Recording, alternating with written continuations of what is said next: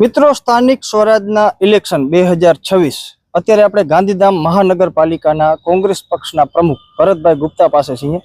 મિત્રો, અનેક ગરમીનો માહોલ સર્જાણો ગાંધીધામ મહાનગરપાલિકાને લઈ ઉમેદવારી કોણ નક્કી કરશે એ બાબતે, અને અનેક એવા વિડીયો પણ સામે આવ્યા.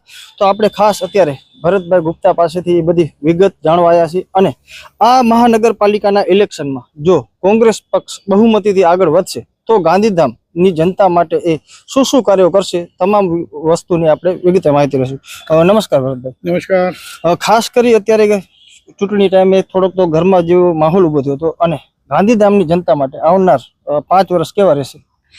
ગાંધીધામની જનતા જે 30 વર્ષથી આ ભાજપ સરકારની જે નીતિઓના સામે જે એકદમ ભાજપ સરકારની જે નીતિ ફેલ થઈ છે 30 વર્ષથી આ ગાંધીધામમાં મહાનગરપાલિકાના ટાઈમ, આ વખતે ગાંધીધામની જનતાને હું અપીલ કરું છું કે આ તક મૂકવાની નથી.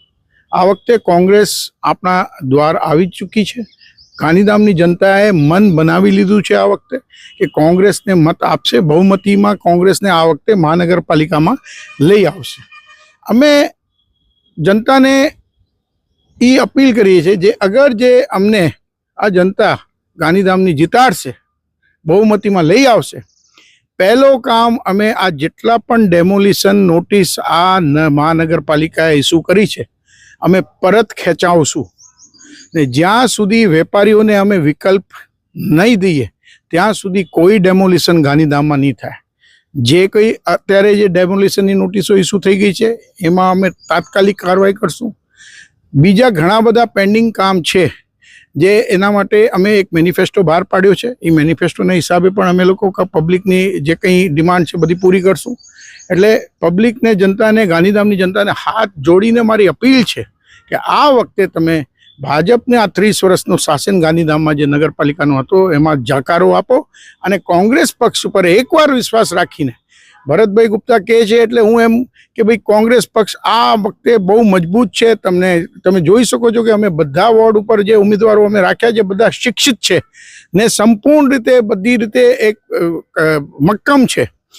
ક્યાંય અમારા ફોર્મ ખેંચાણા નથી. એટલે આ વખતે જે ઉમેદવારોએ પણ નક્કી કરી લીધું છે કે ભાઈ આ તંત્રની સામે લડવું છે અને ગાંધીધામની જનતા માટે અમને કામ કરવું છે. ભરતભાઈ, ખાસ કરીને વાત કરવામાં આવે તો ઝીરો ગ્રાઉન્ડ એટલે મેકપર, બોરીચી, કુંભારડી જે ગામડાઓ જે અત્યારે મહાનગરપાલિકામાં સામેલ કરવામાં આવ્યા છે, અત્યારે એ ચેલેન્જિંગ વસ્તુ છે કે કઈ રીતનું મતદાન કરવું, અથવા તો એમને જે ગામડાઓમાં અત્યારે અનેક એવી સમસ્યાઓ છે, રોડ, પાણી, ગટરની વ્યવસ્થા હતી, એ લઈને તમે ઝીરો ગ્રાઉન્ડ કરેલું.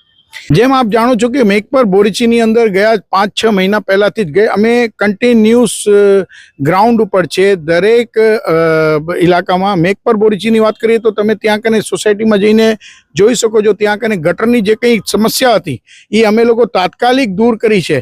કન્ટિન્યુઅસ 1 મહિના ઊભા રહીને ત્યાં ગટરની સૌથી મોટી સમસ્યા હતી. ત્યાં તમે ભાજપના જેટલા કાર્યકર્તાઓ છે એમને પણ પૂછા કરી શકો છો. એ લોકો મારું સન્માન કરવા માટે મારી ઓફિસે આવ્યા કે ભાઈ મેકપર, બોરીચીને કોંગ્રેસે બધાએ ગટરમાંથી મુક્ત કરાવ્યો. મેકપર, બોરીચીને સાથે સાથે કિડાણાની અંદર અપનાનગર સોસાયટી છે, તમે પૂછા કરી શકો છો. ત્યાં કને સોસાયટીમાં જઈને ગયા 4 મહિનાની અંદર અમે લોકો સખત ત્યાં કને ગટરનું પાણીની જે કંઈ છે તકલીફો, બધી સમસ્યાઓ અમે દૂર કરી. ત્યાંના રહેવાસીઓ જે કંઈ છે એમના માટે અમે 100 વર્ષ હવે ગટરની લાઈન જોવી ન પડે આવી રીતે અમે પાઇપો લાઈન નખાવી દીધી છે. તો અમે લોકો કોંગ્રેસે ગયા 2 વર્ષમાં તમે જોશો તો દરેક જગ્યા, દરેક વોર્ડમાં, દરેક ગામમાં અમે લોકો ગ્રાઉન્ડ ઝીરો લેવલ અમે ઊભા જ છે. અને આગળ પણ અમે આગળ બહુમતી આવશે અત્યારે તો 100% અમે જે જનતાના મુદ્દા છે અમે પૂરા કરશું. એ અમારો વાદો છે. ભરતભાઈ, ખાસ કરી અત્યારે જે મુદ્દા આપણે ગ્રાઉન્ડ લેવલ ઉપર છીએ, ગાંધીધામમાં ટ્રાફિકની સમસ્યાનો ખૂબ મોટો મુદ્દો છે. આ મુદ્દા ઉપર કાંઈ વિચાર વિમર્શ કરવામાં આવ્યો? જો આપ જાણી શકો છો કે ટ્રાફિકની જો સમસ્યા તો છે જ. ટેગોર રોડ સૌથી મોટી સમસ્યા છે. આજની તારીખમાં ટેગોર રોડ ઉપર આજે બમ્પર નથી, એ કાઢી નાખ્યા છે. ને લાસ્ટ 2 મહિનાની અંદર તમે જોશો તો બહુ મોટા એક્સિડન્ટ થયા છે, જેમાં એક મહેશ્વરી સમાજના 2 છોકરાને પણ આપણે ગુમાયા છે. તો કહેવાનો મતલબ એ છે કે સમસ્યા છે ખરી, એમને સમસ્યાનો કેવી રીતે એનું સમાધાન કરવું એમાં પોતે સરકારી તંત્ર પોતે એકબીજાના સંકલનમાં નથી. તો અમે આ જે સમસ્યાઓ છે ટ્રાફિકની દૂર કરશું. સાથે સાથે આખા ગામની અંદર ખાડાઓ તમે જોઈ શકો છો કે હું તો પ્રાર્થના કરું છું ભગવાન અત્યારે વરસાદ ન કરી દે ઓચિંતા જે અગર વરસાદ થઈ જાય ગાંધીધામમાં તો મને લાગે છે કે પશુપાલક લઈને માણસો લઈને ક્યાંક કોઈ ખાડામાં પડી જાય ને કોઈકને જાનહાનિ ન થાય એવું અમને બીક લાગે છે. એટલે જે રીતે આ તંત્રે તાત્કાલિક યુદ્ધ ધોરણે આખું ગાંધીધામને ખોદી નાખ્યો, આ કોઈ પ્લાનિંગ નથી. વિકાસનું કામ છે ખરી, પણ આ તો વિનાશની સાઈડ ગાંધીધામ જઈ રહ્યો છે.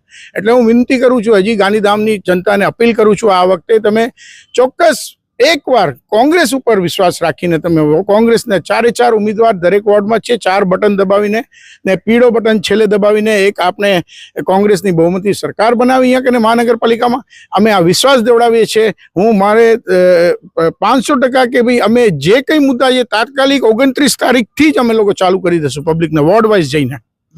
ખાસ મેં તમને ગામડાઓની બધી વાત કરી. હવે વિસ્તાર ખૂબ મોટો થઈ ગયો છે. પડાણા હોય, ખારી રોડ, મીઠી રોડ, આ બાજુ ભારાપર, શિણાઈ, તો આ બાજુના કેવી રીતના આપણા કેન્ડિડેટ છે અને એમનું શું અત્યાર સુધી લાગી રહ્યું છે, વાતાવરણ કેવું છે? 13 વોર્ડમાં 52 ઉમેદવાર છે, જેની અંદર આપણે પડાણા છે, મીઠી રોડ છે, ગલપાદળ છે, ખારી રોડ છે, આપણે મેઘપર બોરીચી, કુંભાડી, ભારાપર અને અંતરજાર આ બધા સમાવેશ થયા છે. આપણે દરેક ગામમાંથી આપણે મજબૂત એક ઉમેદવાર ઊભો કર્યો છે. આપ જોઈ શકો છો જેટલા પણ ઉમેદવાર છે દરેક ગામમાંથી પણ આપણે લીધા છે ને ગામની સમસ્યાઓ માટેનું અત્યારે આજે અમે લોકો મેનિફેસ્ટો પણ જે લોકલ છે એ આજે બહાર પાડવાના છે અને પબ્લિક સમક્ષ જઈને અમે લોકો દેશું.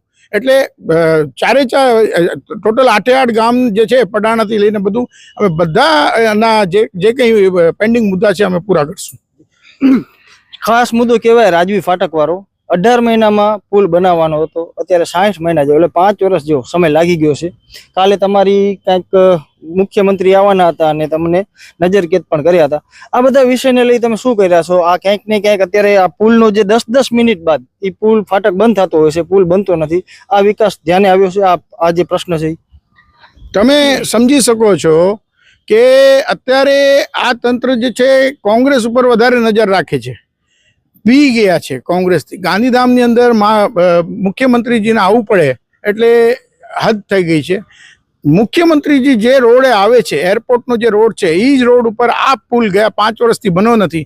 અમે લોકો રાજોરાજ રજૂઆત કરી છે, અમે લખિતને દીધું છે, RNBને પણ લખીને દીધું છે, પણ આ વખતે જ્યારે મુખ્યમંત્રી શ્રી આવ્યા હતા અમને આ રજૂઆત કરવી હતી એમને, પણ અમને રજૂઆત ન કરવા દીધી અને અમને નજરકેદ કરવામાં આવ્યા. કાલે લોકો ભરતભાઈ એવી રીતે ઇલેક્શનને જોતા હોય છે કે આ એક રાષ્ટ્રીય લેવલનું ઇલેક્શન છે, પરંતુ આ જે જનતા જે આ તમારા ઉમેદવાર છે ભાજપના કે કોંગ્રેસના હોય એ તમારા માટે શું કામ કરે છે? તમે આ બાજુ આ વખતે કેવું લોકો સામે અપીલ કરશો કે આ ઇલેક્શનને કઈ રીતે જોવે?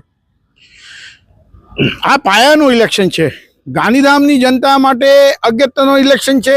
ગાંધીધામની જનતા માટે એક હું કહું કે ભાઈ એ જનતાને પોતાને સમજવું પડશે કે મતનું અધિકાર એમને દીધેલું છે તો મત કેવી રીતે નાખવું. પૂરેપૂરા મત એક જગ્યા તમે નાખો છો તો આજે તમે જોઈ શકો છો જનતા કે ત્રાહિમામ થઈ ગઈ છે. ભાજપની અંદર અત્યારે બીક ઈ જ થઈ ગઈ છે ગાંધીધામની અંદર કે ભાઈ જનતાને આ જે કંઈ આટલા ખાડાઓને બધું જોયો છે આ વખતે મને નથી લાગતું કે જનતા આવા વિકાસને વિનાશના નામે જોઈને આ વખતે ભાજપને સપોર્ટ કરે. એટલે આ વખતે 100% કોંગ્રેસની બહુમતી બની રહી છે ગાંધીધામની અંદર અને અમે પૂરેપૂરે પ્રયત્ન કરશું કે આ જનતાને અમે વિશ્વાસમાં લઈને અમને જનતા આ વખતે અમને મત આપશે કોંગ્રેસને.